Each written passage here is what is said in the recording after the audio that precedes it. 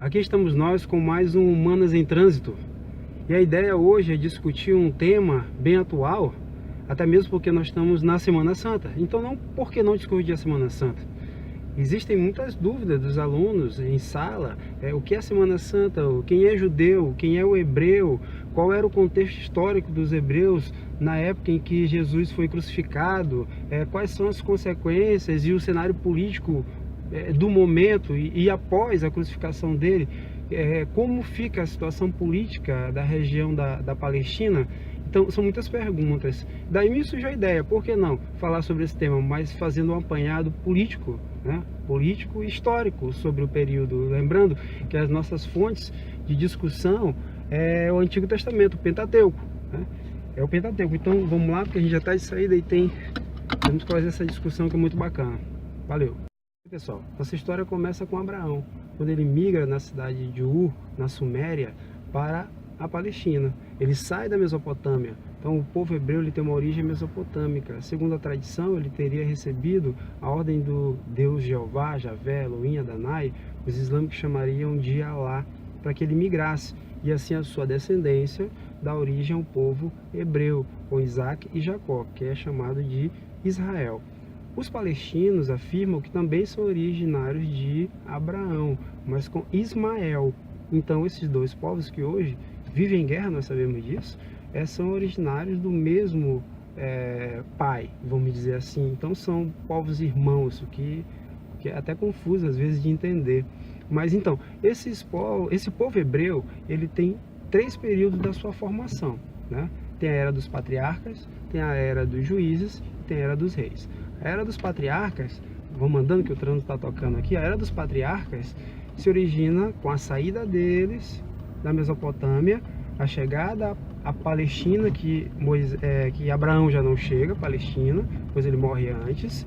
A ida ao Egito, aí sim, com a saída do Egito após a escravidão com Moisés, os 10 mandamentos, o decágono, as leis mosaicas, que são importantes, muito importantes para a unificação política e religiosa desse povo.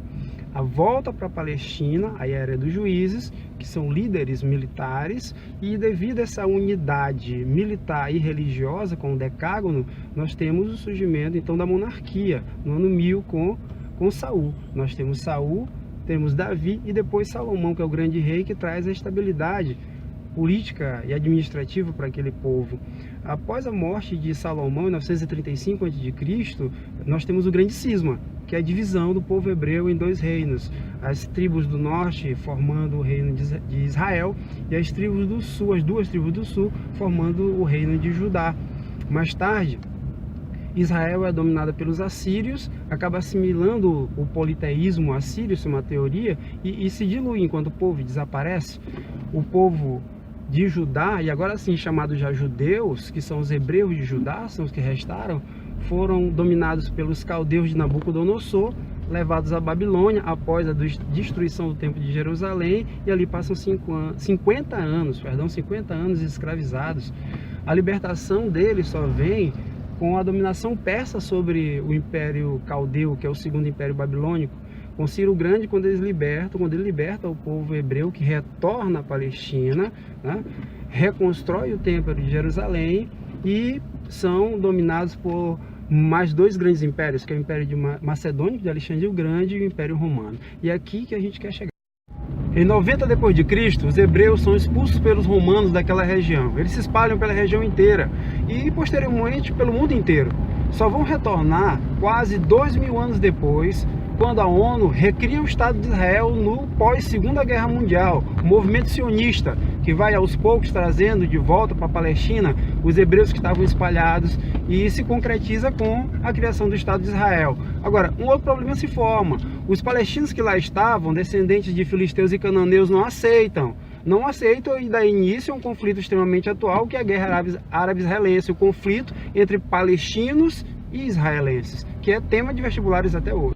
Então fica a pergunta, qual era o cenário político da Palestina, da Judéia, quando Jesus nasceu e quando ele morreu? Vamos lá.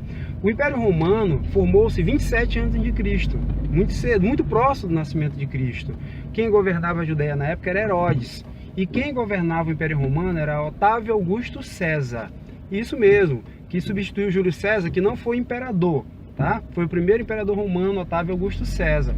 Esse Herodes, que estava governando quando Jesus nasceu, não é o mesmo Herodes da morte de Jesus, ok? O Herodes da morte de Jesus é o filho dele, Herodes Antipas. Quando o primeiro Herodes morreu, Jesus tinha só 4 anos de idade, perfeito? Vamos lá, quem era imperador de Roma quando Jesus morreu? Era Tibério Cláudio Nero César, que governou de 14 a 37 depois de Cristo. Não vão confundir com Nero Cláudio César Augusto Germano, que governou de 54 a 68 depois de Cristo e incendiou Roma. É o mesmo Nero, perfeito? Então, a Judéia é governada por Herodes Antipas, mas tem o Pôncio Pilatos, que era o procurador de Roma, que funcionava como um governador da região e controlava em nome de Roma. Esse é o cenário político.